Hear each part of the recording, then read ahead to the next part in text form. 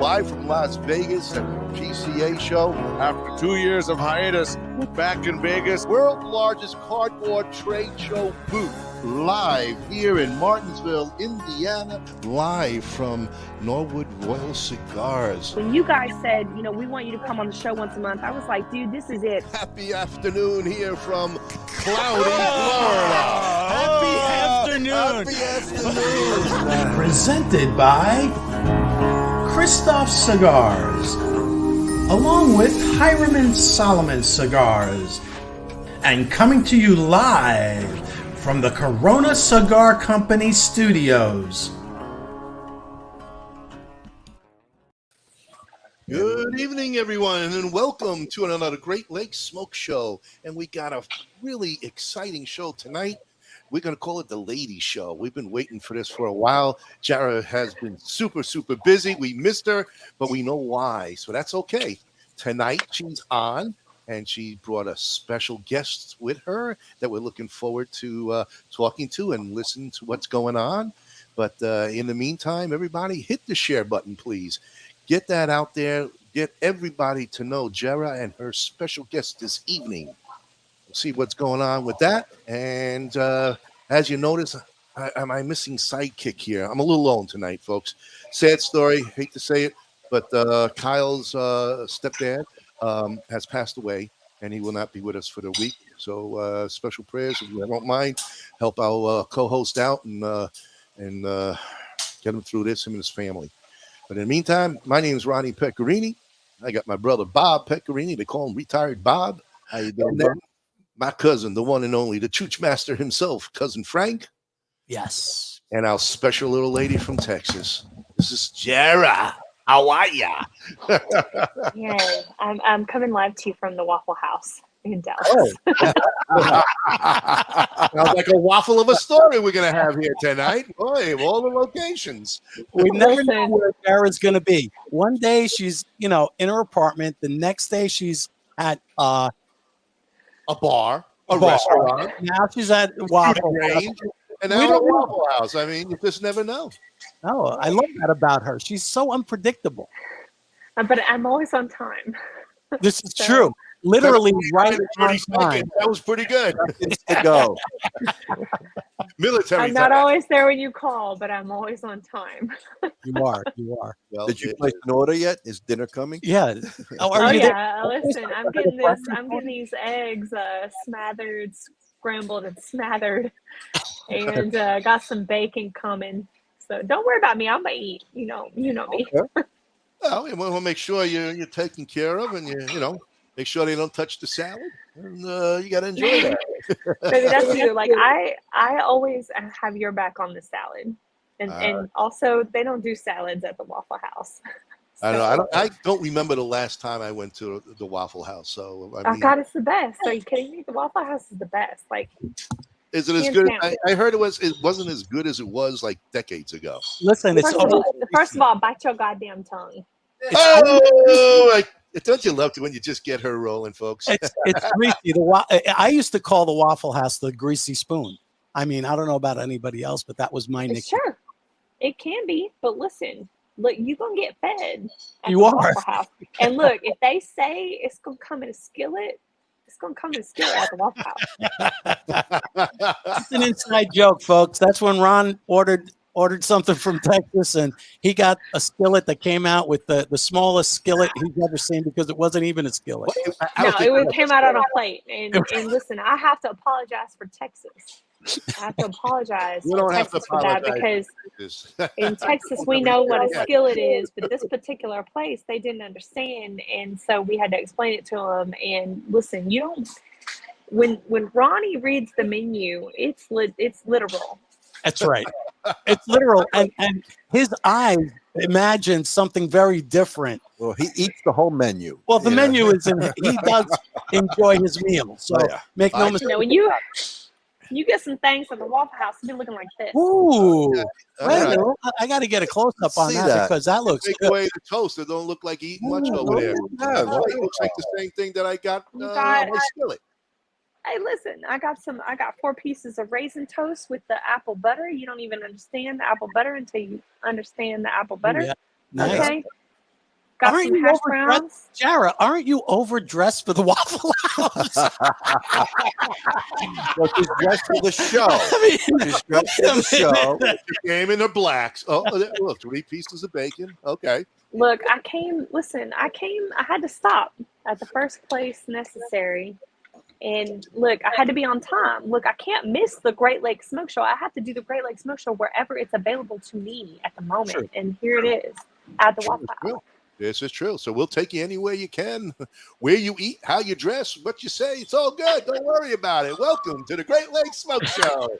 we have a lot of folks checking in. We have Ken Dorbecker checking in. We have somebody called the Texas Rangers 4. So somebody must know who that is, but that's somebody in Texas. Be Jarrah people. We've got Bruce, of course, Bruce is always. We've got Chris Kafie. Eden. We've got Ryan. We've got everybody. Eduardo. This is just no. Now I want Waffle House. I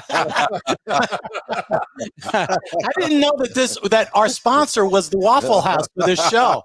Jerah, can you see if they want to, some money? We'll come and eat there once a year. We need a sponsor like them. Hey, I'm working on it. All right, you keep working and eating. No you problem. just let me work my magic. Exactly. All right. Well, you eat a little bit, okay, before we get on to your special guest. And for the rest of you, I guess, Frank, is it that time? Bruce is going to be on me. He's going to say, when are they going to sponsors? Hey, we'll be right back with our special guest and friends, because I think she's not alone now. Guest with guests. Guest with guests. Guest with We guests. I do have a guest. Okay. It is. I also have bacon. Yes. Oh, Bacon. You got to have bacon. I mean, So we'll let Jarrah chow down the bacon while we go to sponsors. Be back in a second. enjoy, Jerah. This industry is steeped in family and tradition. There's generational stuff, and I see it over and over, and yet I didn't come from that. Being the outsider looking in, I got to ask all the silly questions, and people were very accepting to want to give me all the right answers. I'm very thankful for those people who kind of allowed me to come in. Now with Alec and Bradley in the business, to have our company become generational, that's pretty cool. Welcome to GTO Dominican Cigars, a boutique cigar company that artfully blends and creates some of the finest handmade puros from the Cibao Valley in the Dominican Republic. We are fourth-generation manufacturers and growers of tobacco with over 140 years of experience, offering a variety of styles, blends, and strengths. Mild, medium plus, and full-bodied. We would truly consider it an honor for you to experience our cigars. Those who know smoke GTO. Before you light your next cigar, be sure to check out Cigar Medics, the makers of the patent-approved humidimeter. The humidimeter is a tool designed to display the relative humidity inside your cigar. With this device, there's no more guessing. Simply insert the probes into the foot or cap of your cigar, and you can instantly know if your cigar is ready to be smoked. Buy now on cigarmedics.com and see site for other cigar accessories. With the humidimeter, you'll know when to hold them and know when to smoke them. Years in the making, the Chief cigar was born, blended, boxed, and released to market on June 26, 2015. This cigar was developed by former fire chief, firefighter, cigar aficionado Ken Dorbecker, and has grown into a signature Firehouse cigar line. All engines respond. Including, of course, the Chief, a Nicaraguan Habano blend, Proby, a Connecticut Shade blend, All Hands, a Maduro Mexican San Andreas box press, and the brand new Fire Pole, a beautifully crafted San Andreas Habano barber pole. Join the Chief family and make us part of your humidor. R&A Treasures, out of Tampa Bay, Florida. The last of a legacy.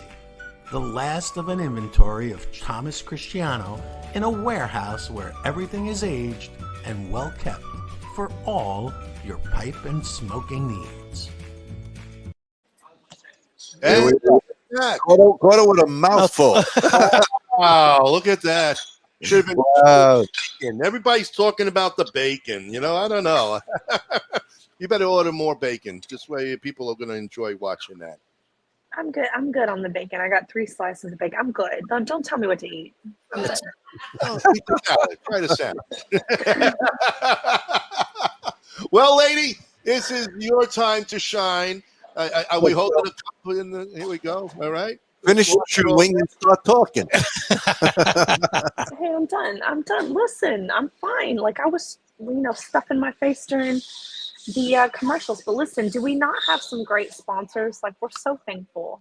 We are. Yes, we are. For our sponsors. And before we bring my guest on, I want to point out a couple of things. If you don't have your tickets yet for the Smoke on the Creek BCA Festival, please get those. It's in Martinsville, Indiana. Tickets are only $20. Getting out there is pretty cheap too. So make sure that you get out there. It's an amazing festival of boutique cigars. We're gonna have lots of spirits. We're gonna have live music. I am the master of ceremonies for the Boutique Cigar Festival this year. Come out, try some new cigars that you've never tried before, and make sure that you're supporting these boutique cigar brands. Because they are putting out some amazing, amazing lines that you haven't tried yet. And I promise you, you will not be disappointed. Very good. Well said. She's 100% right. Absolutely. 40 manufacturers, blenders, owners, plus a whole nother 20 of side vendors for accessories. We almost tripled in 1 year, folks. And I'm telling you, it's a place where you got to be. VIP tickets for Friday night. What a bag of goodies you're going to be receiving. And then on Saturday, of course, the Great Lakes podcast crew will be there. And Jerah will be joining us. Our very own Joey G will be actually stepping in also and helping out. And we're going to have a lot of fun, folks. So get there no matter what. Grow with the BCA. As you can see, you've heard a lot about the BCA is now teaming up with the PCA, folks. And BCA is making noise. I mean, they are making noise. PCA is seeing it. And what a tag team. So join us August 12th. What a tag team indeed. What a tag team indeed. August 12th and 13th in Martinsville, Indiana. The BCA and the PCA are teaming up to protect your right to smoke cigars. We're taking it all the way up as far as it can go in the courts. So be paying attention to that. It's very, very important. But as far as my guest goes, I'm very excited to introduce her. She is amazing. She is joined at Alpine Ranch, which is owned by Al McAuliffe, who owns McAuliffe Cigars. They are at the ranch this weekend joining us. And I want to introduce Connie. She owns, co-owner actually of AME Cigars in Weatherford, Texas. It is a premier cigar lounge in Weatherford, Texas. And we are proud to have a female cigar lounge owner on our podcast tonight. Welcome, Connie. Welcome. Thank you. Connie. Thank you for having me. Absolutely.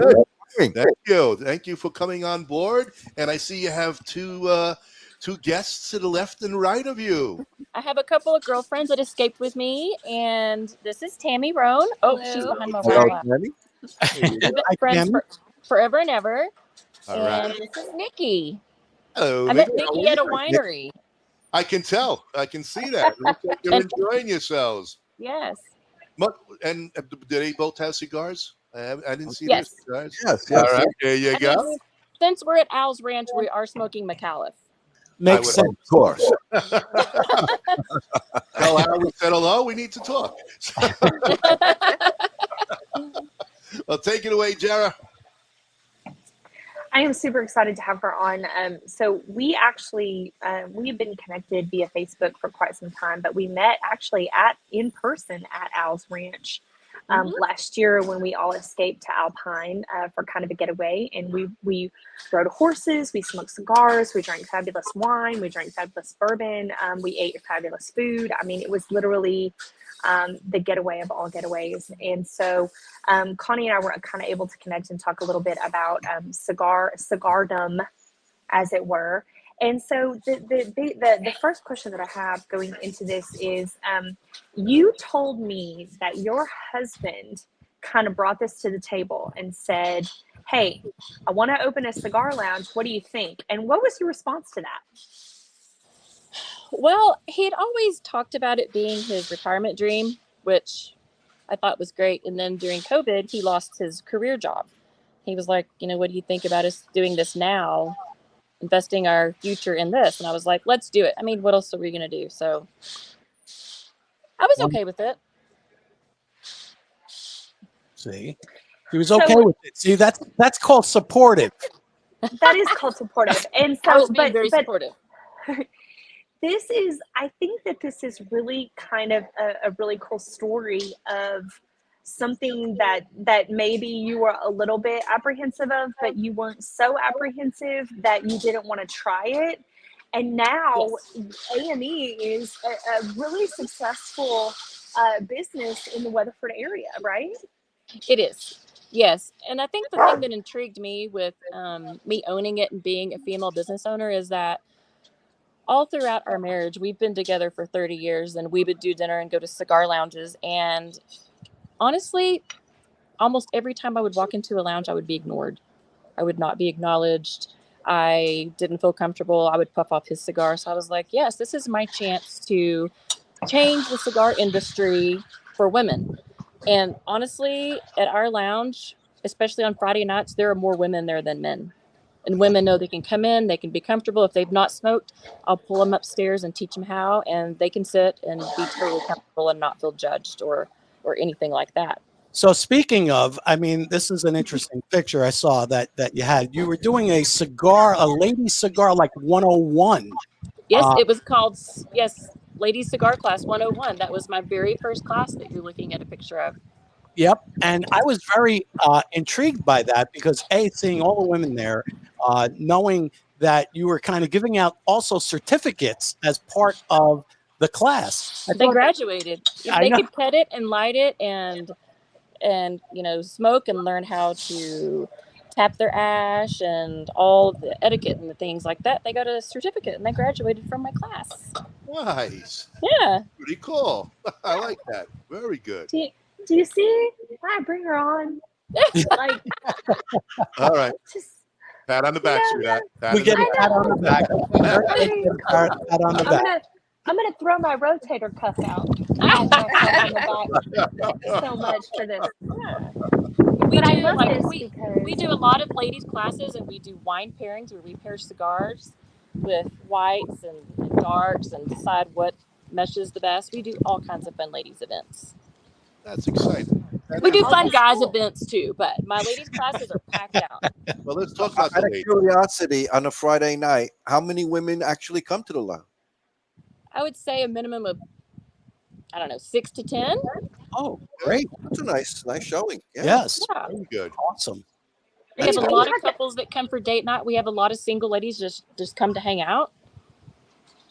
It's very comfortable. And this is a fantastic concept because Weatherford is so it's very it's a cowboy town. Mm-hmm.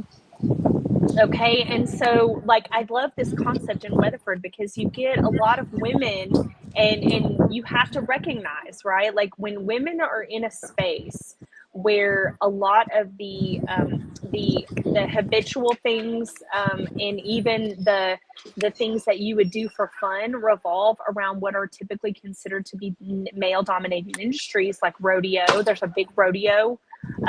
There's a big gun industry in Weatherford. Stand One Armory is out there.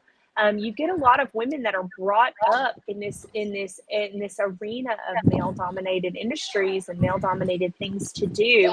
And so bringing a cigar concept into this area was freaking genius. It was absolutely genius.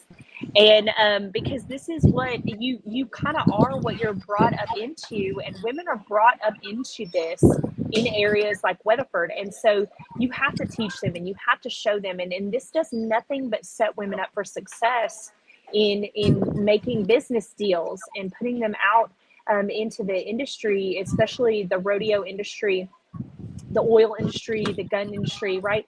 And it helps them like be able to better like mesh into the already male dominated, you know, arenas of this area. And so I love Connie for this. I love Connie for supporting her husband in this idea and going, you know what, let's just do it. Like, I don't know if I'm totally on board, but let's just do it and see how it goes. And to me, this is how great stories in entrepreneurship are made. And this entrepreneurship story just happens to be in the cigar industry. So now when did you just, obviously when you opened, it's only a few years now, right? Because you opened right during COVID, I guess, correct? Yes, so it's been just a little over 2 years. Gotcha. It was in May, yes. So there you guys are, you know. Someone did their homework. Yeah, someone did their homework. I don't know. That would be Cousin Frank. Let's just give credit where credit's due. I try to do these things so that it's relative, because I think opening during COVID, obviously, I mean, opening a business anytime is risky. So now you're taking a pandemic and deciding, hey, yeah, this is a great time to open a business. And I'm thinking to myself, damn, that's courageous. It was terrifying. Yeah, it was I was literally thinking that myself. It was. But we were like, you know, I mean, what else are we going to do? Let's just take a jump. Leap of faith. Wow. No question about it. You certainly leaped, and you are really a pioneer, to say, as far as a woman getting involved in the cigar industry on the lounge side. Because there are now more and more women, like you mentioned earlier, that are, who I believe, and we kind of talked about it, that have a better palate than men. And the first thing. And second, well, they are now coming into the industry hot and heavy, to say, because it is new to them. And they are experiencing different smokes of all kinds. And, you know, the invasion of the man cave is always probably on their minds also. Well, we have our own. We call it a she shed. She shed. Okay. But I saw that burned down on TV, so let's not talk about the she shed. Yeah, that burned down. But no, in reality, though, the women are now coming in, and they're seeing what basically they're missing all this time, where the guys are just sitting out, and it's like right now we're kind of hanging out. If we were to be in a cigar lounge, just sitting here shooting the bull and having a good old time, drinking wine, smoking cigars, telling stories. And that's what it's been like, you know, for a long time. And now the women want to be part of that, especially with COVID. People have been locked up for so long. They're tired of talking to the four walls. And so now if they can talk to anybody, that's great. And why not go to a cigar lounge and talk amongst yourselves and enjoy, obviously, the spirits and the atmosphere. And you kind of have done it at the right time, because the women are looking for an escape. And I really see a lot of success in what you got going on there. And then class 101. You're going to have a lot of those classes 101s, because a lot of more women will want to know. They just want to go there and be silly and, like, I don't know, or 101's important. And there are people who still smoke who still don't understand 101. So you really are ahead of the curve, and congratulations to you. Thank you. It just gives them the confidence to be able to walk in anywhere and just sit down and pull out their cigar, or be able to pick out their cigar and know what they want, cut it, light it, and just enjoy the conversation. And even have the confidence to try other things, you know, and expand their palate and understand, like, you know, what does this brand offer? What does this brand offer? What does this pair well with? I mean, you could really expand that education, if you haven't already, to go, this is your intro 101, this is pairing 101, you know, et cetera, et cetera. And I just really, I'm excited that you did this. I'm excited that you did it in such a time when most people would go, oh no, I need to hang on to my cash. And you didn't do that. You said, you know what? I believe in this. I think we're going to do it. And my next question to you is, how did you decide what you were going to offer? Like, as far as cigars in your humidor, like, what did that conversation look like? Really, pretty much the humidor is all about Kenny. He was choosing in the beginning, and, you know, we had tons of vendors coming in, and he and I both would sit down and smoke, and we would talk about what we liked and what we didn't like.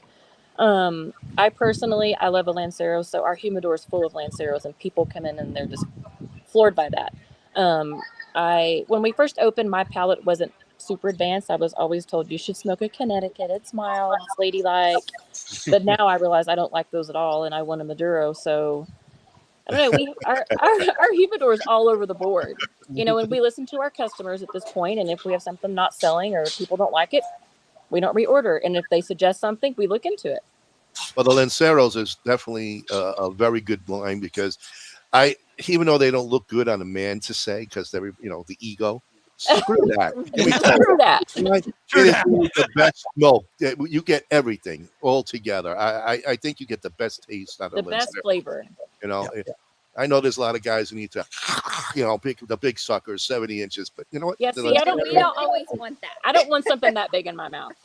You went there, Connie, so now we got to talk about it. We're not going to go there tonight, Ronnie. We're gonna. It's a family show. It's what a lady. I'm just saying, it's a big cigar. I don't know. I knew that she was going to break that ice. I knew that she was going to break that ice. Here we are. Now we're here. We're in the water. So now that we arrived, our listeners are definitely laughing and having a good time with that one, so we can continue. Ladies. I have a very important question that was put out there. Let me see if I could find it. How did you come up with the name AME? What does it stand for? And that was Kafie. I can't find your little thing here, but so we spent many hours on our back patio smoking cigars, and me drinking my wine and the boys drinking their bourbon, talking about names. And we came down to our family is very important to us. We have 2 daughters. Every Sunday we're there with their husbands. Like those girls are my best friends, and just we're very close knit. So the A is for Allen, which is my last name. Gotcha. As I said, we have 2 daughters. The oldest, her married name is Morgan, which is the M. And our youngest daughter is engaged to a man with the last name of Elliston, which is E. And he already is our son. Are you sure? I don't see the wedding on it. No. Don't he was instrumental until he officially is part of saying I do. Then bring him in. Well, my husband Kenny always says if they break up, we're keeping Christian. Oh, but he was instrumental in this lounge. He was a huge part of it. He and Kenny have smoked cigars together from day one, so it's just about our family. It's just we're family people. Right. So, well, you have to understand that the Chooches are very family oriented people too, and these are the boys. They're the Chooches, which in Italian means jackass. You might know it down there in Texas, burros. Yes, this is my brother. But don't forget, walking to you is the Chouchette. Yeah, right. And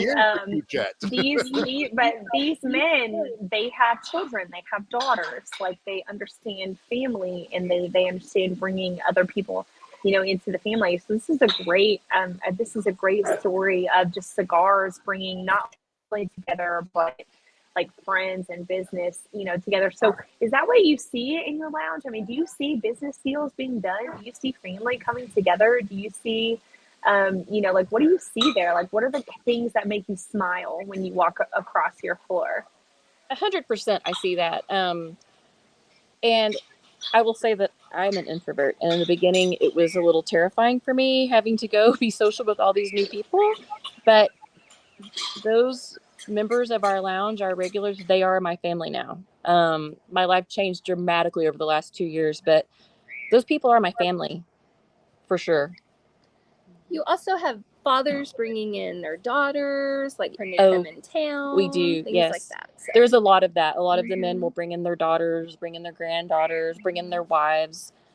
So it is very much family because, I mean, it's so welcoming for the women. So they're like, I'm bringing my wife. I'm bringing, Yeah, I don't think the guy's going to mind having to go shopping at the humidor, as long as they get a piece of the action too. Exactly. No good Exactly. is bad. Yeah. But, you might have some good cigars to buy one. She'll buy 10. She'll buy 2 for you. And we also want our own lighter and our own cutter and our own everything. So yes, the ladies need their own leather case and their lighter and their cutter. And the I found that sometimes men want to be a little chintzy with their money when it comes to lighters and stuff, but the women are like, I'm going to have the best. Oh, see, Nick. Oh, look at the bag she's got there. All right. Yeah, see. Yeah, We all have our cases and our fancy lighters and all of our cutters. It's an accessory. It's important. Well, that's because we always lose lighters. So we don't buy 3 expensive ones. This is true. This is true. And cutters. And cutters. Yeah, Yes. Bob's known for his Bic lighter. So he goes to Bic lighter? Bic lighter.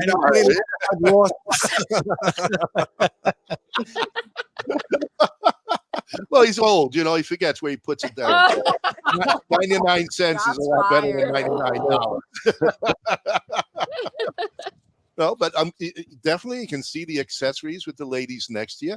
It's a great selling market deal too. I mean, that's great. You can get apparel and hats, and wow, you can go crazy with all of this. I'm gonna say walking into lounges when you have all the great, you have your case and you look like you know what you're doing. Well, it's like walking into a pool hall and coming in with your own bag. Cute. Or a gun range. Yeah. Or a gun range. Yeah, the gun range. We could talk about the gun range. Yeah, this is so similar to what I've experienced teaching women with guns is, look, holsters I have more holsters than I do necklaces. I believe this. Okay. So it's the same, and it's so funny because the heavier that I got into cigars, the more cutters and lighters that I started buying so that I could stash them in different places, so that I had one everywhere I went. And so it's so funny because I have a backpack that I carry everywhere. The chooches have seen it, and I can kill you and cure you in the same backpack. Okay, I've got. I can light you up. Trust me. I can kill you with the gun. I got the first aid kits in there, but I also have the cutters and lighters, and I have a couple of cigars in there usually.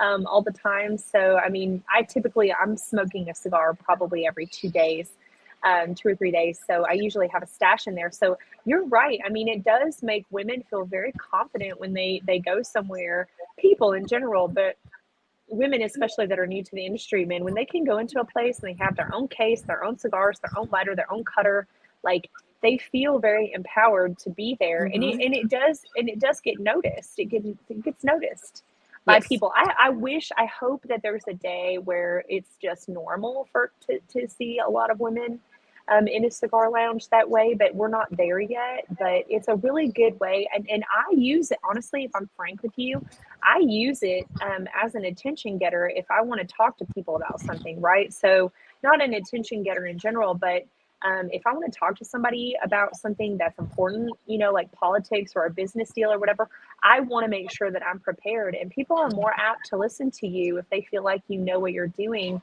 in the hobby sense, right? So if I go to a table and go, hey guys, can I chat with you? And I have my own case, my own lighter, my own, cutters and stuff, they're going to feel like I know what I'm talking about. And I'm not just some chick that wants to sit down at their table. Mm-hmm. And I always thought you getting attention was putting that gun on the table right away. I hate to lead with that, Bob. She wants to keep them there, not just have them pick up and leave. Well, nobody's going to get up. So I mean, unless I want the table, and then I'll do that. Now, Connie, I have a question for you. When was the first time that you actually lit your first cigar, and what was it, and what came to mind? Like, were you completely kind of like a lost soul out there, or were you already kind of in a position where you were like, hey, okay? Well, I was a lost soul. It was before we opened, but it was only about 3 weeks before we opened, because when I would go with Kenny, he would cut and light for me. Cause like I said, I didn't feel comfortable, but as soon as we signed the papers, he was like, babe, you might need to learn how to do this yourself. So here you go. And I did it, and it was fine. It was fine. And it was a Connecticut something. I don't know, but I didn't love it. Because I was told, it's mild. You should smoke in Connecticut. It's true. You're true. That was a big statement. It's kind of like that first step. That no almost more. like a baby's first step. Yes. You don't want them to fall and hurt themselves, so you don't put a Maduro in there, in their way, and then all of a sudden they're queasy. So even for when we first started, I know when I first started smoking back in the days, it was in the 1900s. In the early 1900s, Bob was in the 1900s, kiddo. Hey, come on now, get a little age here. It was 30 years ago, I would say. Yeah, 30. Bob started smoking back in the 50s. Yeah. Bob was smoking cigars when the Wright brothers invented the plane. He was out there in the field. Lit up in the womb. That's it. The cigar came out first. The doctor had to pull the cigar out of his mouth, and then the rest came out. Actually, the cigar came out first. Well, he tried to find the other one, but it wasn't there. I know. Yeah, I mean, it is a lot of knowledge that you need to learn, especially now that you're an owner. I mean, again, you must have did class 101 for a while yourself, because there is a lot to learn, and people are going to question you on it, and they want to know what you know. And then you do have the jerks, like Jerah said, guys who know it all and this and that, and oh, what's this woman know? But once you open your mouth and you tell them, all you can do is tell them, and make them look mean, stupid in front of all their friends. And in the beginning, I did make some stuff up, and I did have to run away and Google on my phone, but I figured it out. There you go.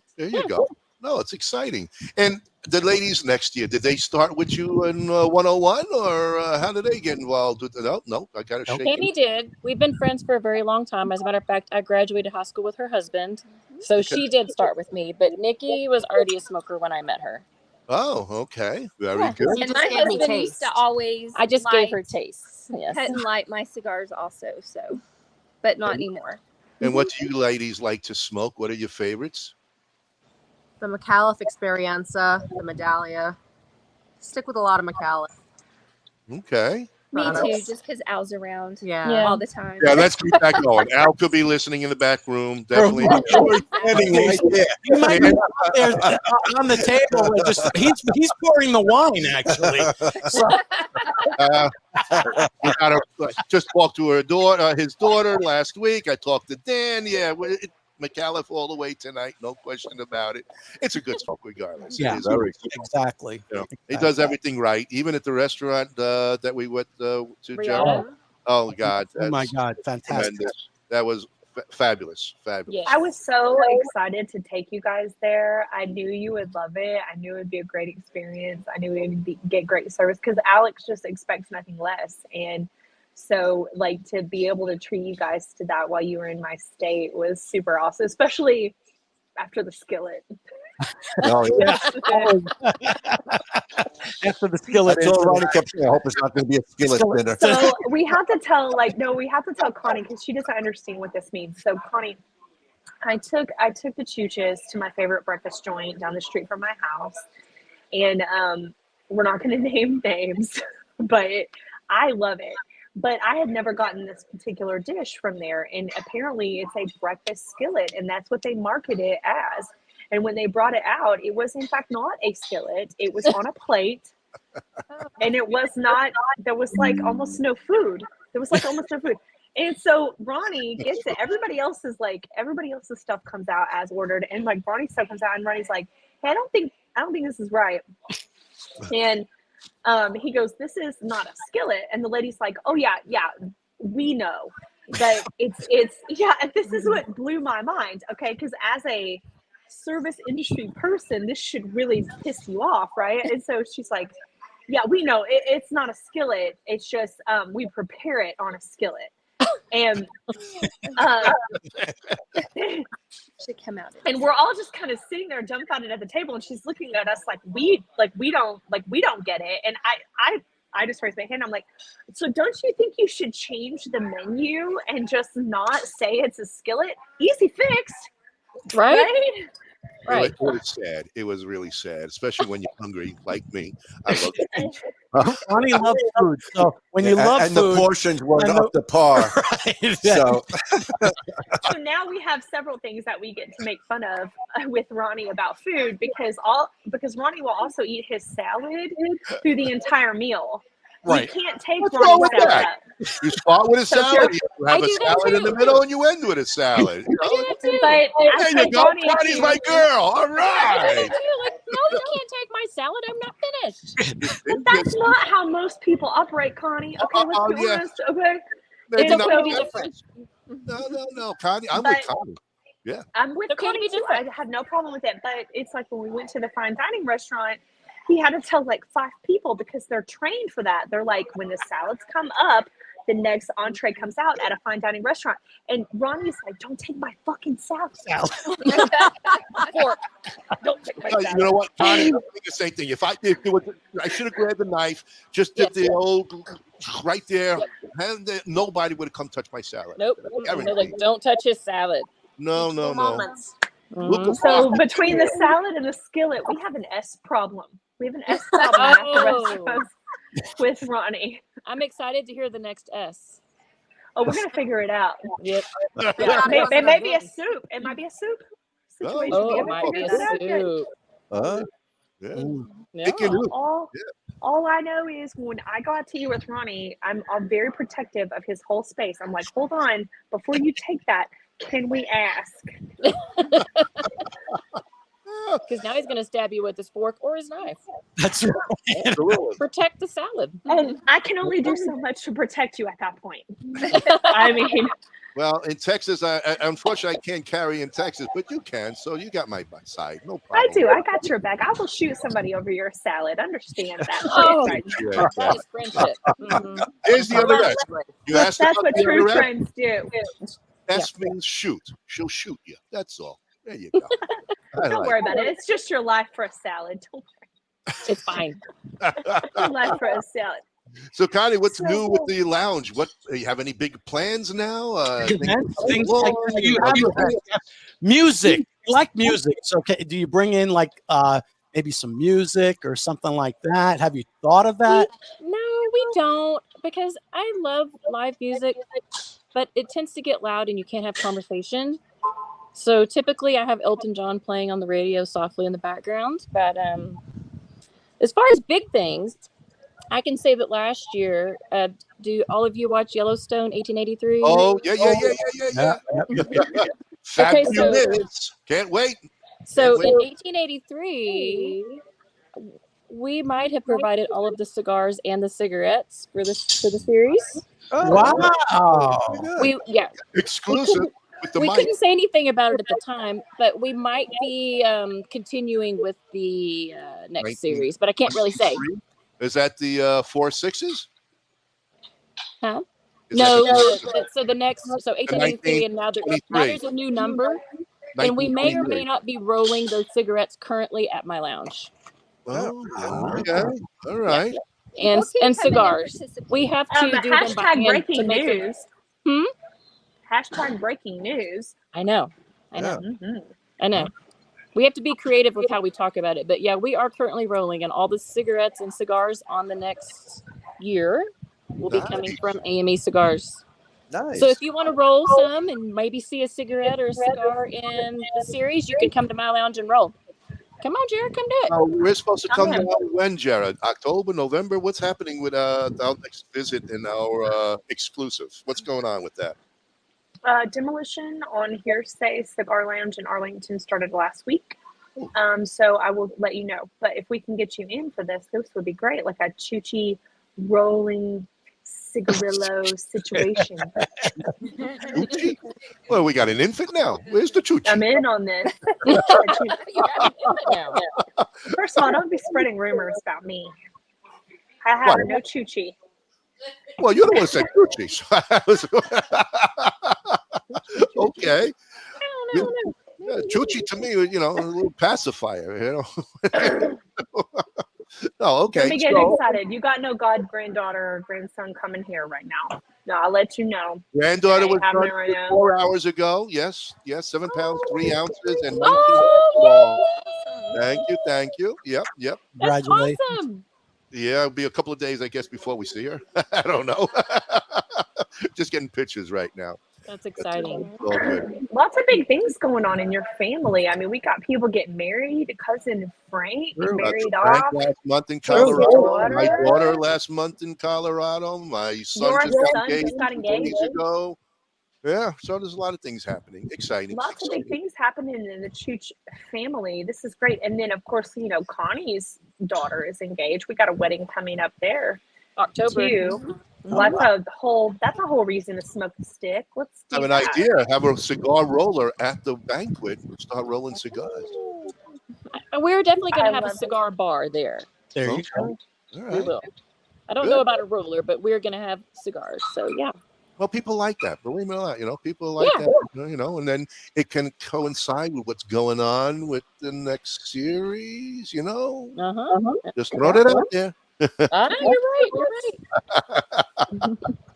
So, Connie, tell me, what have you connected with other, just besides myself, but have you been in contact with any other females in the industry, female cigar lounge owners, females in the industry? I know we're all friends with Lauren, yes, who at McAuliffe, but have you connected with any other female cigar lounge owners across the country? Yes, not really across the country, but kind of across the Metroplex. So Jennifer at Lone Star, her husband met Kenny and I for lunch at Riata, I don't know, probably a year ago, but she's just a sweet person, and she and I talk all the time, and she's wonderful, and we share the same struggles and the same joys and all the same things. So, but across the country, I really haven't. I probably should. What are the struggles? Being a small business owner right now is difficult with the economy, and especially being in the cigar industry. I mean, it's an extra, and money's tight. People are spending a lot of money on gas and groceries, and you have to cut the extras out. So it's just a little bit of a struggle right now, but it's fine. And just owning a small business, it's a lot of work and a lot of stress. How difficult was it for you to start the lounge from scratch? It's from scratch, or you bought someone else's lounge? We bought someone else's lounge, and the funny thing is, they had opened, I think 2 months before COVID. Decided that they really didn't like it anyway, and then COVID happened, so they closed. Wow. So then Kenny lost his job, and we're depressed on the back porch, drinking every day and thinking, what in the world are we going to do? He took off to Weatherford to stop by this lounge and buy some cigars, and they were closed. So he called, and they were like, well, we're closed, but we can bring you out whatever you want. And he was like, what do you think if I make an offer on this business? I was like, do it. Oh.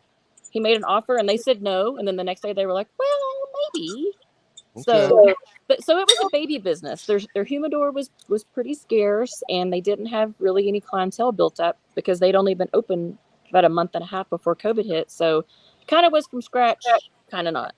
Right. Okay. Yeah. Well, you almost have to immerse yourself in it. I mean, it's yes, the availability of the lounge, the availability of the cigars is a big deal, but they're really going there for you. I mean, would you agree? I mean, they're going there to connect with who owns it. They want to build relationships with who owns it. They want to smoke with who owns it, or who runs it, or who's integral to it. And I think that that's something that maybe some people miss when they 100%. Go into this business. 100%. Yes. And we've heard that a lot, that they feel welcome immediately coming in. They feel like family, they're comfortable, and they'll throw out other lounges where we're not really welcomed like you're welcomed here. But, Kenny and I always have entertained on the back porch, always, always, always. And when this happened, I was like, well, if I'm going to be working and be there, that lounge is going to be my second home. And the main lounge in the front, I call it my living room. And people are like, this feels like home. And I said, thank you. That was my goal. Excellent. Hold your thought on that, folks. All right. Hold your thought, because you know what? We're going to take a little sponsor break, because I'm looking at the time. So we're going to come back and we'll talk a little bit about that home feeling that you're giving the people, which is so important. Okay. All right. Hold on. Franks, take it away. Howard G Cigars is a dynamic new cigar brand grown from a love for cigar culture and a respect for the artisanship behind the craft. We are a minority-owned family business based in Orlando, Florida. Our current collection delivers 3 exclusive lines: Black Moses, Magic Stick, All Pro Series, featuring Leon Searcy's signature cigar and Ike Taylor's one-of-a-kind. You got the one-of-a-kind rankings. They got me at 89. I'm cool with that. We are focused on evolving as a dynamic brand and bringing you new flavor-filled blends that you'll enjoy and want to share. Visit our website at www.howardgcigars.com. You can find a full list of our retail partners there too. Thank you for making us part of your humidor. DAV Cigars out of New York. Decades of experience combined with true love and deep understanding of cigars result in the highest of standard of each DAV hand-rolled cigar. This is Phil Morgan, General Manager of Missouri Meerschaum Corncob Pipes in Washington, Missouri. Our mission since 1869 has been to produce great smoking pipes that anyone can afford. We guarantee our pipes won't be your most expensive, but they just might be the ones you smoke the most. At Missouri Meerschaum Company, we don't just sell our corncob pipes. We grow them, make them, and smoke them. Missouri Meerschaum, Washington, Missouri, since 1869. Loyalty, passion, courage. These are the founding principles of K by Karen Berger Cigars. The Maduro, the Habano, and the newly rated 93 by Cigar Journal Connecticut.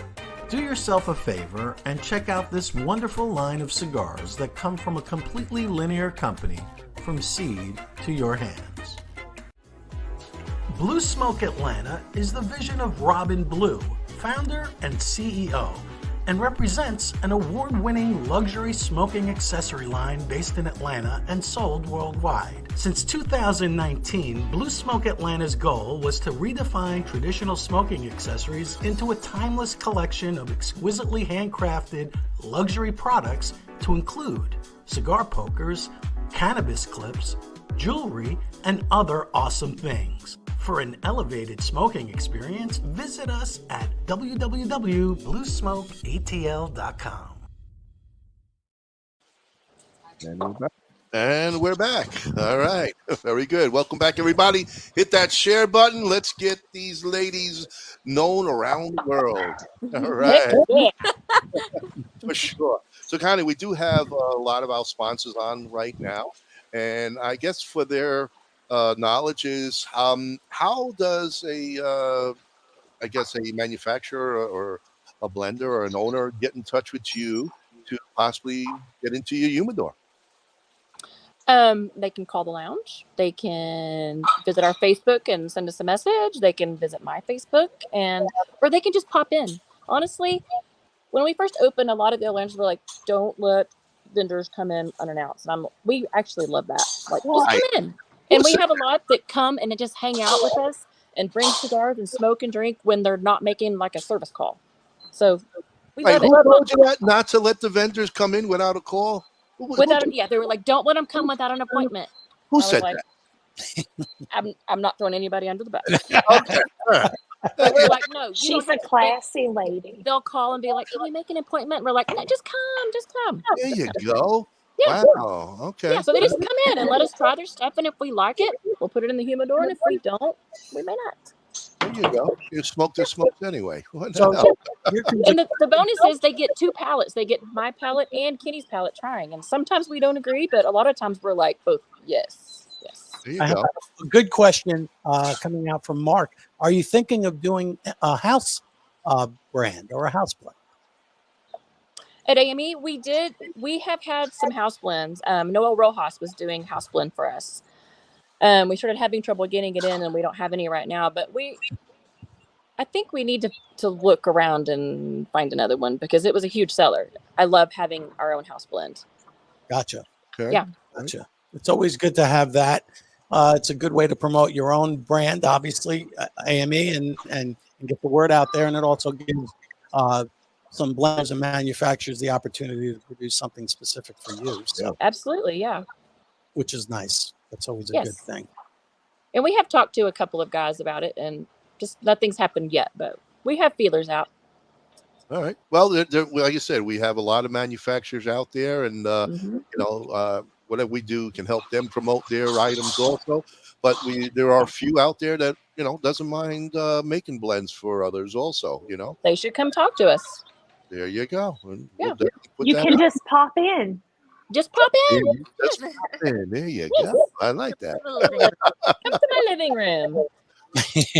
Well, I like that because you know what, you really do have the right thought about that. That living room you're spending how many hours a day, it really does become your second house. Most of the times your first house because you're spending more time there than at your own home. And if you make it comfortable for yourself, then it's not like really going to a job. You're enjoying your life. You have the passion for it. And if you can invite people into your life that way, and it sounds like I'm not going to use the party person, but you're a people person, have them come in and your lounge is a party place for them. Right. And our lounge, we have the main living room is I say downstairs, but really it's like 3 steps. And then we have 3 separate lounges up steps.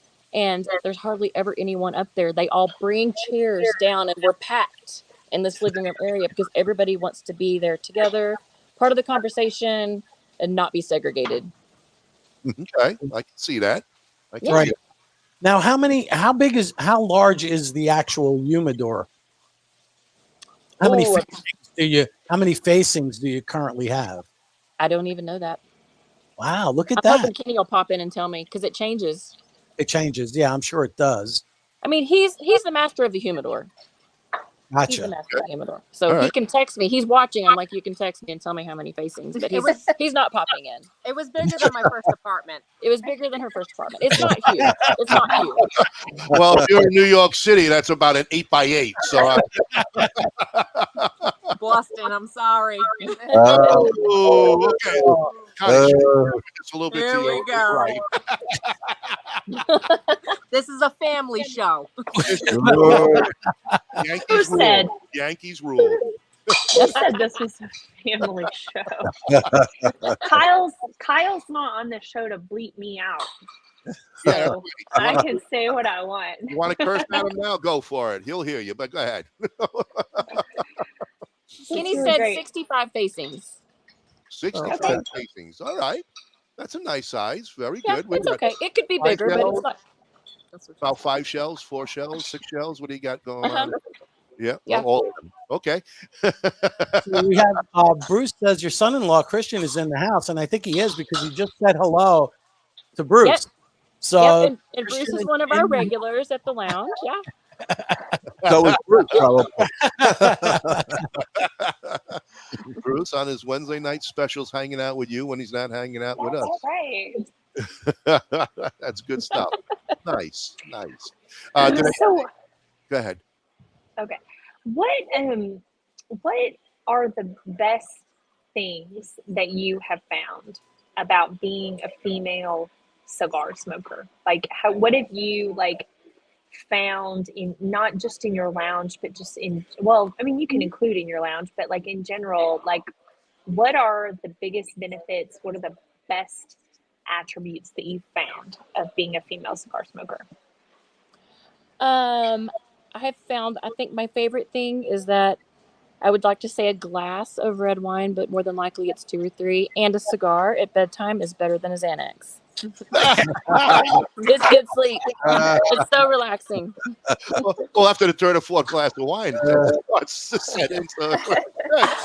Yeah. Very It's a great way to bond.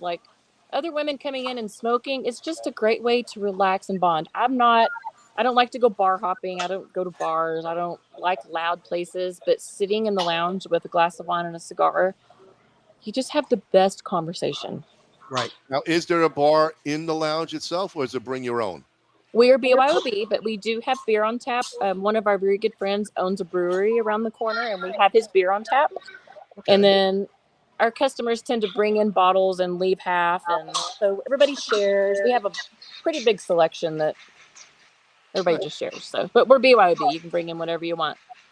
I have found that when I sit down at a lounge and I start smoking a cigar and other women come in, like, I find that I immediately, more often than not, get along with them. Like, Yes. they are my people. Yes. They, you know, more often than not, they think like I do. They, you know, we agree on a lot of topics. And if we don't agree on some topics, we can have a civil discourse on that. But I find that my closest female friends, for the most part, are cigar smokers. And that has been a different, like, in my 20s, it was different. It was, you know, like I would just had, you know, all these drinking buddies, right? And then kind of as you go into, you know, later on in life, you start to make friends that you can actually have, you know, like intelligent conversations with. And for me, you know, being a cigar smoker for 20 years, like those women tend to be cigar smokers. And I find that it's just it's just an even sort of like just agreeing, like we're very similar. And I think that's the biggest benefit that I found with cigar smoking. I feel like in the cigar community that the culture is just like mutual respect. Right. And we do have a lot of conversations where people don't agree, and it's fine. They don't have to all agree. Exactly. I mean, the one thing we've always talked about this show, no matter what you are, a doctor, a lawyer, a ditch digger, a postman, whatever it is, you get along at that conversation and you're civilized. You know, you can be a different, Democrat or Republican, whatever. But when it comes to sitting in a lounge, everybody is just cool and just chilling and relaxing and just have a wonderful conversation. And I think you're right, Jerah, about that. I think when women see another woman in there, you kind of draw to each other because you have something in common. And I think it just works. And you do make lifelong friends. I mean, on this show, when we started this 4 years ago, we have just become, I guess, relationships with so many owners, brands, and people in itself. It's just unbelievable. And no matter where we are, we can meet somebody, talk to them, and it's a great community altogether. The cigar and the pipe tobacco industry and the alcohol too. But you can just talk about everything and everything. And I got a question from one of our audience, from Steve Newman, is what is the best advice you can offer a new cigar lounge owner? Advice for a new cigar lounge owner. I should have grabbed you 2 glasses before this. I should have finished this glass. I've not been drinking enough for that. Have a lot of patience and just, I don't know, be prepared. This is my first venture being a small business owner, and it takes a lot of work, and it takes a lot of patience and a lot of tears and a lot of blood and a lot of sweat. So just be patient and be prepared and let things roll off of you. Yes, absolutely. I have two pieces of advice. Okay. The first is that if you are not going to be immersed in the business yourself, you have to find someone that has a super big passion for this, that wants to talk to people, that wants to educate people, that wants to hang out with people, because this is what this industry thrives on. And the second piece of advice is set your inventory up correctly. You have to understand that when you set up your cigar inventory, it has to be by brand. It has to be by size. I mean, you have to there's going to be multiple SKUs for each particular brand of cigars, and you have to do that right if you want your inventory to be counted for correctly. So if you're not going to set that up right in the beginning, you're going to see a lot of loss. True. So those are the two, owning a cigar lounge prior to all the endeavors that I'm doing now. I will tell you, those are the two biggest things to walk away from. Is if this is like mailbox money for you, you need to find someone that is going to immerse themselves in this business and love it. And I will say on that note that it's very hard to find someone that you trust to run your business. For a long time at first, Kenny and I both were working 7 days a week. That was tough. Being with him 24/7, being at the lounge every day. I'm just saying, I love him, but we had a lot of together time. It's just finding someone to give us a break that we trusted with our business and with mostly with our customers, because we immediately bonded with them and we want them taken care of and we want all the things. So it's been difficult to find someone to trust to give us time off. Right. Absolutely. They got to be you. They basically represent you, and they got to be you when you're not there. Yeah. But as our an customers owner, don't want us not there. And so we're like, yeah. But as an owner, you live at 24/7 if this is what you believe in, and what you have to be 24/7 as an owner, because that's the only way you got to stay on top of it. And like Jerah said, you have to have that right from the get-go, because in the industry, I think you can lose your cigars between the cracks of the floor very quickly. And you got to have a lot of cameras. A lot of cameras all over. We do. Every room has a camera. There you go. There's a lot of hands, and they, unfortunately, they could be one of your best customers, but one here, one there, and boom, you're already out with 3 or 4 cigars. And it's terrible that people would still do that. And then look at your face with a smile and say, I love you. Yeah, okay. Yeah. But yeah. They will. Absolutely. It's not easy. What are the hours at your location? So Monday through Thursday, we're open 10 to 7. Friday and Saturday, 10 to 10. And actually, we were open 12 to 6 on Sundays, but now we're closed Sunday. It's our family day. There you go. Is that during football season too? Oh, I don't know. This just happened like a month ago. So, well, football starts next week for the camp. Everyone can come to her house on the back patio and watch football. So buy your cigars at my lounge Saturday, and then come to my back patio on Sundays and smoke. Yes, we have a huge back patio. I think that's everybody's welcome. Great. There you go. That's a great compromise. Yeah, and I get to be at home. Yeah. So I got a question, because we had a place up here, and they used to close at 10 o'clock at night until we actually kicked me out, and it could be 11 or 12 o'clock in the morning, whatever. But when they closed at 7, I found my wife and I, we kind of finished dinner at 6:30, 7. We just would go there to the lounge at that time, and people would be coming in after dinner for that, night owl to say. Uh-huh. Do you feel you're losing business at closing at 7? They don't kick people out. We don't kick people out. If they come in and light a cigar, we stay open. But Weatherford is a little bit different. Weatherford kind of shuts down early. There's no nightlife. There's no bars there. It's just Mayberry. It is. That's what I'm saying. You could be the happening spot of Mayberry, and he can come in. It's just it's sleepy in the evening, and we would be open later if we thought there was a need there, but it really isn't in Weatherford. Right.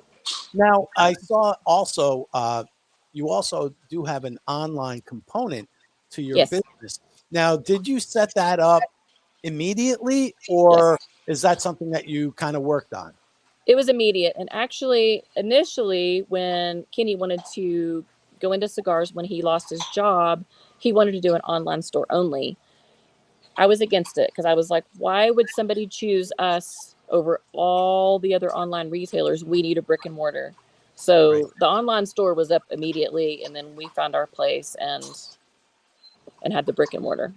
Well, and that's one of the things that I've really loved about McAuliffe Cigars, especially, is because they went away from supporting the online distributors like Cigars International, because of the way that they were treating their brick and mortars. Yes. And the brick and mortars are the lifeblood of the cigar industry. This is where people go to connect. This is where business deals are made. I mean, this is where the social interactions happen.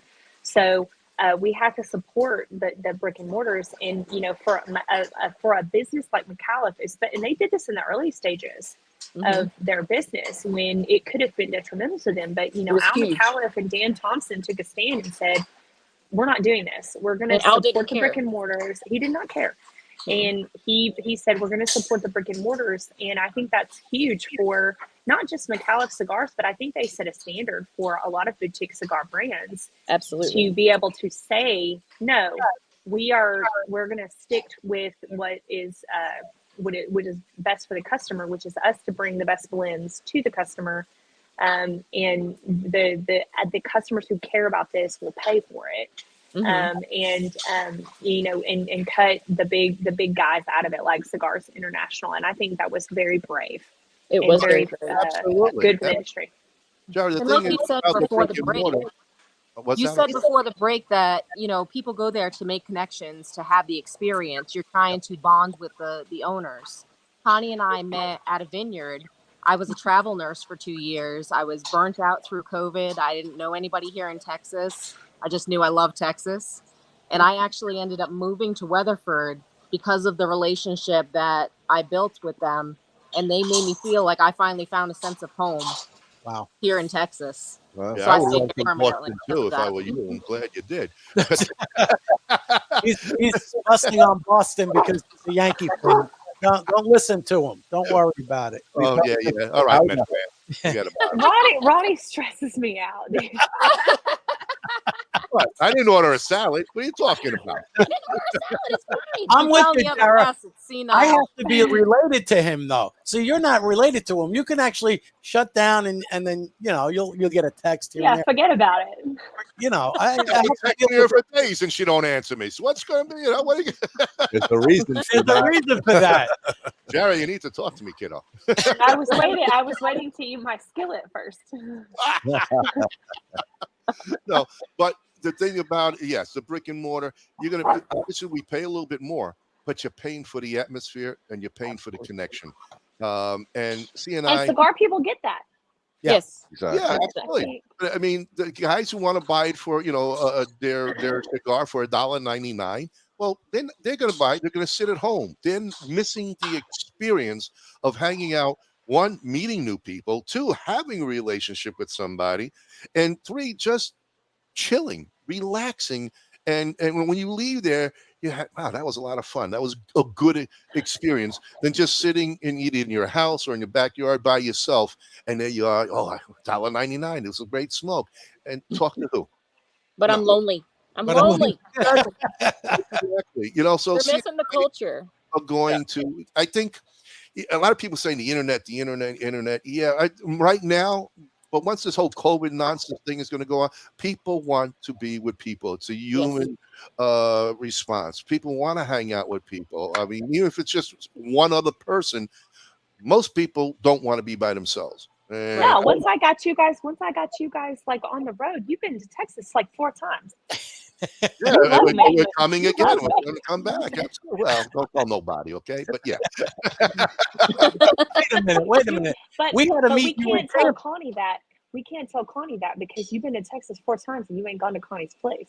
I was just thinking that, like, why haven't you been to my lounge? Well, because Jerah you can blame it on her. Blame it on her. Blame it on Jerah. That's pretty rude. You're rude, Jerah. You're rude. Keep drinking, girl. Oh, yeah, drink your coffee. We're going to take another sponsor break, but when we come back, Frank, explain what coming back to the dog. We have there's dogs. It's called "Who Let the Dogs Out" episode. We got a couple of dogs with us playing. Dogs drinking wine and smoking cigars. When we come back to a segment of the show which is called "Smoke the Chooch," but it's actually "Stump the Chooch." And what I do is I just ask questions of everyone, Jerah included, Bob, Ron. I'm a history buff, so the questions are usually historic in nature, and sometimes they're about this date in history. And I stump them. I make them look like jackasses. And ultimately, we do give a studio audience, we'll call it studio audience winner, who answers the question correctly, the first person to answer it correctly. So we do offer like a little gift. Or Ron says a giveaway. But understand that these questions, Connie, are from like 1915. No, they're not. Okay? It's not shit you're gonna know. It's shit you gotta Google. 1883. Connie, because we weren't born in 1857. No, we okay? didn't. So like You know history. You did go to school. I'm assuming that you have some level of education here. I didn't go to history school for cigars, cousin Frank. History class was boring. I don't know. House on the prairie. Okay. All right. Well, you can ask your ladies on to the left and to the right for the answers. We'll give you an opportunity to ask. When was the first year butter was churned? You know, like it's like that. I like that one, Jerah. I'll put that in for future episodes. But when we do come back, I'm going to give the lucky winner a pair of cigars that were produced by one of our. Here we go. I want to win this one. It's a cigar that I actually had produced by one of our manufacturers that we do know, Ishmael from Rodriguez Olivan Cigar Factory. So I'm going to give away a couple of those special wedding cigars that were made specifically for my daughter's wedding. Great cigars. So that'll be part of the giveaway that we have tonight. So they'll get to smoke a very limited release, and it's only specific to me. So very limited. Very limited. So nobody's going to win. No. No, I'll make it available. I don't know, Connie, if you want to offer something from your lounge that you want to give as a little gift. That might be a little sample pack or something. You tell me. You don't have to. No pressure. But that's what we do. I'll send something. I'll send All right, something. Look as at long that. as I don't have to answer the questions. You don't. I don't have to answer. All right.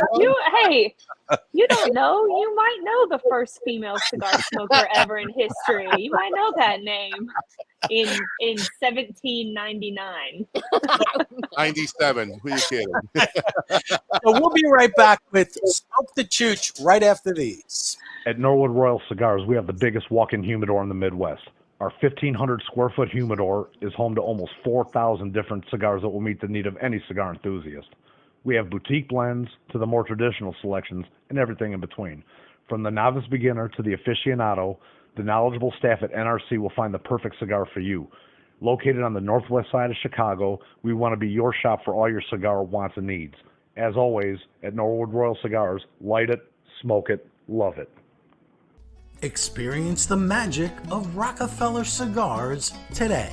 With 11 years steeped in tradition, passion, and mystery of the leaf, Rockefeller has a cigar just for you. Be like the greatest magicians and make Rockefeller Cigars appear in your lineup with any of our 4 lines. The Nicaraguan, the Dominican Blue, the Vintage Gold, and our new LE, The Art of Magic. Cigar in the Bottle is 2 palate-pleasing gifts in 1. A specially blended Grand Pommier XS VSOP Cognac is elegantly contained in patented numbered bottles. Winner of back-to-back medals at the LA Spirits Awards, Cigar in the Bottle inventor Forbidden Johnny teams up with Vartan and Hendrik Kellner for this custom-blended Vartan Reserva cigar, well-preserved in a hand-blown glass chamber featuring Boveda 2-way humidification. It all begins at the very first climate-controlled Rodriguez Olivan Cigar Factory located in the Dominican Republic. Our 2 major brands include Don Olivan, which are boutique cigars suited for that individual who takes great pride in something unique. BAMF is our armed forces cigars designed for that badass mother effer. Not only are you smoking a great premium cigar, a percentage of the proceeds is donated to our heroic men and women in uniform. And we're back, folks. All right. Anyway, now you got a chance to see a lot of the sponsors and what we're doing there. Frank is going to show you his mascot, his lover on the side. You can't. Oh my God! This is. We don't want to say what Ron. I can't. This is my mascot. You said that was his baby picture? Mascot. Yeah, that's a baby picture. There you go. Y'all Right, show it again. I want to see it again, Frank. Go ahead. So talk to my humidor manager, and we're going to give away a McAuliffe sampler pack. Thank you very much. Thank you very much. Yes. Very, very nice. So, and this segment is brought to you by our friends over at Blanco Cigar Company, David Blanco, and it's time to play what we like to say, smoke the chooch. Smoke the chooch. So, we begin by me asking you guys questions, and anyone, please feel free to answer. There's no wrong answers. There's just bad answers. Except for all wrong. Except for the right. There's just people who aren't old enough to know the answers. No. That's not the case. So. He's changed it up in the last month. He knows you're on. I keep changing things. I know what people are doing. They're trying to get ahead of the game. I have to stay ahead of people because people are getting too intelligent on this show, which I don't like. That's true. Alexa next. I like to start with this. On this date in history, the Midwest and heartland of the United States are in the midst of a bad drought. This was in 1931. The Dust Bowl. With swarms of what? Bees. Locusts. What? Locust. It's ancient Egypt. This is no. Grasshoppers. There you go. The girl from Boston knows the Grasshopper. Yes. Right. Nice. See that? Bees, locusts. Because I thought that was like the big, like all the dust storms. That would have been like sand. Sand. All right, I'm gonna go. I'll move up in dates. Something closer to today. But on this date in history, 1970, this superstar played in his hometown of Seattle for the last time when he appeared at Six Stadium. This was a superstar, a music superstar. Played it as Jimi Hendrix. Jimi Hendrix. Ronnie is correct. Wow. Jimi Hendrix. There you go. His hometown is Seattle. A lot of people didn't know. Wait, I was writing that. Well, you didn't write fast enough. Hey, Frank. Yes. Hey, Frank. That was still like 12 years before I was born. Wow. Do you not like music? All I'm saying is like sometime can you do something from the 80s or 90s? All right. Yes. Let's help someone know. I can't help you with some things. Well, Ronnie and Bob know all the answers because they were born at the beginning of time. Hey, Moses was my grandfather. Come on, will you? Yeah, come on. All right. Well, I hate to tell you that these questions are from a little, sooner than you were born, but not that much. Just maybe next episode, next time I'm on. You may know this. You should know this. This happened in 1968 on this date in history. She still wasn't born yet. I know that. I was 5 years old when this happened, but I remember this incredible group that was signed to a 1-year contract with Motown, and then they made history in 1970 as the first recording act to actually have their first 4 singles reach the Billboard #1. 4 seasons. Jackson 5. Ronnie, the Jackson 5. Jackson 5. Her. She's got it. She won. Wow. There we go. The Jackson 5. There you go. Do you know the song? Do you know the song? ABC. ABC is one of them. The Love You Save is the second one. I'll Be There. There you go. What year did the seasons go over to Motown? 4 seasons? Yeah. Now you're before my time, Bob. This is early. No. That would be in 1864. 64. Exactly. Because it has to be the earliest possible date in history when it comes to anything in the U.S. I did nothing to them. No. So this was a sad day in history, but it did happen in 1977 on this date in history. She still wasn't born. This rock star, they had to cut their concert tour short because of the death of his 5-year-old son, Carrick. Clapton. No. See, you guys think you know. See, everybody, clapping. Wrong. Really? Wrong. Okay. Because you didn't listen how the kid died. Okay? He died unexpectedly of a virus. Oh. Okay. So. Jerah, can you help us, please?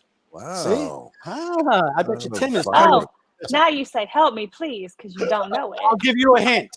The band that had to cut their tour short was Led Zeppelin. Oh. That was not my genre. Robert Plant. Robert Plant. Nikki. Good job. I never knew his kid died.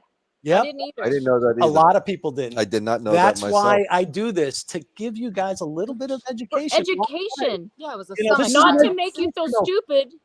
Right. It's for No, education. it's an educational show. All around. It's educational. Yeah, it was a stomach virus that he died All of. around. All around. All right. This is for the audience. This is for the audience. Okay. We're going to go right to the audience. I don't have my my feed. I have. You have to look at the feed on the winner. I have a feed. Okay. I have. Can you see? Can you help him by any chance? Bob can't. I can't see. Bob can't see. He can't I see can't on a see good that. day. He can't see on a good day. You want to see from this far away? No, I can't see either. So, but the question, I will read the question for the audience. For the audience, for the 5-pack and the special, specially made cigars from Ishmael. From Don Olivan, I guess you can say. Don. Yes, Don. He is a Don. Are you He is kidding? a Don. Yes. That man is fabulous. Here you go, folks. This is for the prizes. So here you go. During her unforgettable appearance in 1994 on Late Night with David Letterman, this music icon smoked a cigar and slung F-bombs. Who is she? I was almost going to say it. Don't answer it, anybody. We're waiting for the crowd. I want to see who gets this. I was almost going to say it, man. Oh, Barry Bones, Tim, Teresa. I say Teresa, but Teresa can't man. No family of friends. Tim says Madonna. Madonna. Madonna is correct. Yes. Madonna is correct. Oh, I have my wife here in an uproar. Oh no! Not count. She is flipping out because she beat her brother. It's on. She's going crazy. It goes, oh my God, they're screwing me. Now, what I love about this question, and everyone, if you have a chance, you have to go and watch the YouTube video of that interview by Letterman, because it's so amazing. it is good. It's one of the best interviews Letterman ever did, in my opinion. It's just crazy. But there's a second part to this. So I did say she smoked a cigar during that episode, right? So the question is, what cigar did she smoke? Now, don't answer it, because now I'm going to let anybody who answers that will get the second part of this prize. So we split. We have two prizes. Whoever answers, what was the cigar that was smoked by good old Madonna? What cigar did she smoke? Aha. Cohiba? No. People are looking. They're trying to figure this one out. This is not that easy, guys. Romeo, no. Padron, no. Placencia, no. I will give you a hint. It was a Cuban cigar. Of course it was. It's a hint. I'm giving you a hint. It was a Cuban cigar, folks. So, let's see if anybody gets this. Joey D. Don V was not out, Joey D, in 1994. A White Owl? No, she wasn't smoking a White Owl. I love his answers. Mac Nudo? No. A Bahiki? No, good guess, though. It's a good guess. Mahiki, no. Monte Cristo, no. Look at how I got people thinking about this. La Roma de Cuba, no. Good guess. Trinidad, no. Everybody's trying to get this. They are feverishly trying to look this up. Not that easy to find on the internet, I think. I bet it's in the book. Alexa's working overtime. Oh, Gloria, no. You might just have to tell us. I think this is a stumper. I might have to one more time. Boston Boulevard? No. I see so many. I'm guessing. Yeah, Mark, I see your guess. Keep guessing, Mark. Keep guessing. Bruce says a Cohiba. No, Bruce. No, not a Cohiba. That's it. All right. So, actual blend that she smoked during the show was a Joya de Monterrey Hermoso No. 4. Whoa! Nobody would have got that. Yeah. See that? See, that's why I make it tough. But Timmy, since you already have had those cigars, why should I send you more? You don't need my 2 cigars. You smoke. Besides, it's family and friends are excluded. Timmy, don't worry. I'm sending the cigars that I was going to send to Timmy. I'm sending them to Jerah, and I'm going to send them over to the folks over at Connie. I'm going to send you my daughter's cigar so you can smoke one of Ishmael's personal cigars. So you have them there. That's the I will deliver them personally. You could smoke together. That's now, right. I actually have a bonus question. Oh, look, bonus question. Tim is saying Are you giving away your Glock? One of those old holsters. An old holster. Well, the benefit, the winner of this question gets to live. Oh, okay. Just to live. Now, this is how I'm just letting you know, Frank, this is how you find out questions. This is how you do questions. This is how you do it. Okay. Yeah. So on this day in 1953, this famous dictator attacked the Moncada military fortress in Santiago de Cuba. And although unsuccessful, the event later inspired the 26th of July movement, which culminated in the overthrow of Fulgencio Batista's regime in Cuba. No, that was Mr. Well, that was actually in 50. That had to be Castro. No, 50. That was Fidel. Fidel Castro overthrew what's his face? I forgot. Batista. So it was Fidel. And I knew that. It's an easy one. But why make it so easy, Jerah? If I could figure that out. Anyone. Every dude can figure that out. Sometimes you got to throw him a bone, Frankie. You got to throw him Sometimes you got to throw a bone. And it's important because, like, even though, Fidel Castro was controversial and a dictator, he is a fellow cigar smoker. He is. And that's why Madonna, a female cigar smoker see how I tied that into the show? What a guy. Yeah. And then you took it and then you took it to 5 degrees below hell and was like, what cigar did she smoke? Well, hey, everybody wanted to.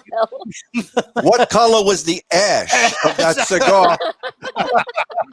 What exact finger did she use to ash the cigar? Light the lighter. If you have a chance to watch that episode, again, crazy episode, and Madonna hands Letterman her underwear that he has to smell. That's how crazy. I forgot about that part. God, I would forget that one too. Frank. I'm with She you, was a Connie. hoochie. Wow. But that's She's a hoochie. Like, An Italian embarrassment. Let's put it that way. these are the things that you do when you just, I'm like I said, I'm a historian. I want to find things out. I'm gonna watch it. Did he smell right? them for real? It was Watch the episode. I'm gonna watch it. It's a great episode. I'm curious now. Connie needs a fill up. Look at that. That glass is empty, Connie. Look, I love. Like, there you go. Look at the love she's getting. Pour it all in. There you go. All is good. I mean, After 6 bottles, it's all right. I have a love-hate relationship with Madonna because on the one hand, like, I love her music. I grew up on her music, but I just feel like she's a walking yeast infection. Yes. Medically speaking, yes. It's time to stop. It's time to stop. I feel like there's just no boundaries with her. Like, she's just like, whatever, let's do it. You know? And No. She broke a lot of boundaries. Very true. For sure. And I'm all about women kicking glass ceilings and all of this, but like at the end of the day, come on, like whatever. Like, but I'm still gonna watch it. But I'm still gonna watch it.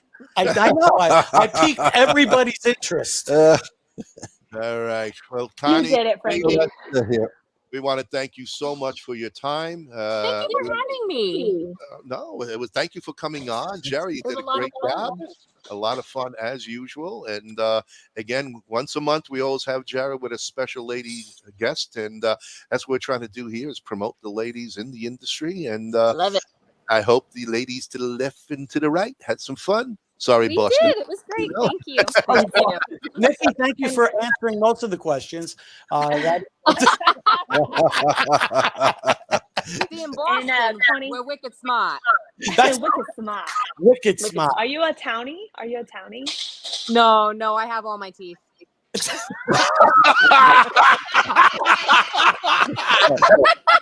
relative came over from the Mayflower. What can I tell you? Is that where the toothbrush was invented? Otherwise, it'd be the teeth brush. Yeah. No, that's West Virginia. West Virginia. Whoa! We got a couple of West Virginians here. That's Connie, thank you so much for coming on. We're so proud of you. We're so proud of what you're doing for females in the cigar industry. Thank you for sharing your time with us. I know you're on vacation right now, so thank you so much for taking the time out to be with us tonight. Only for you, Jerah. Hopefully, we can come down and visit you when we come back to Texas. Please do. All right. Leave your Yankees hat at home. Who is that girl? I bring on the sassy ones. That's right. Yeah, but no more custodians. Weird. They packed the car in the wrong spot. Anyway. Forget about it. You got it, kiddo. Anyway, folks, thank you again.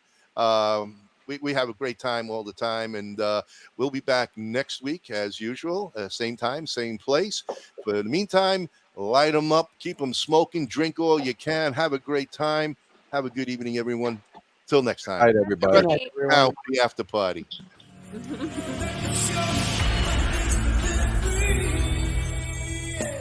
Many of the cigar brands that we make, they're antique, historic cigar brands. They've been made on and off for about 100 years. When you're smoking Toscano, you're smoking 206 years of history.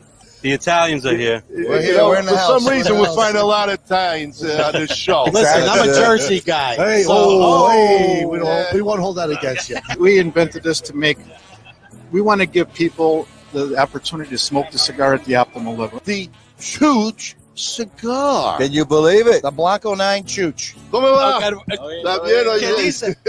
¿Cómo está? Finally, I can answer the question. Anything new? Yeah. And we have some cool new stuff from Olivan. This is a passion for me. It's not a job.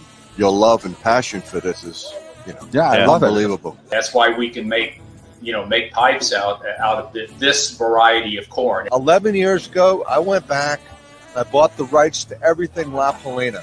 Sure, it's family. And restarted the brand again as a tribute to my grandfather. It's nice because you get to see a lot of your friends. You got to remember, I've been doing this for 30 years, so a lot of these people are like family. Build a platform where we could celebrate boutique cigars. Leave Starlight House blend for one store in Pennsylvania. Wow. Join forces of pipe tobacco and superheroes. I always look forward to the Super Bowl events, and I always look at the trade show as just one of those things. We're not just selling cigars.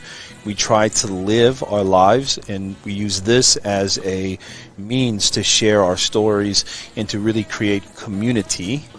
Hold on, man. Wow, that was... Wow, man, you got me. Tell my brothers to line them up.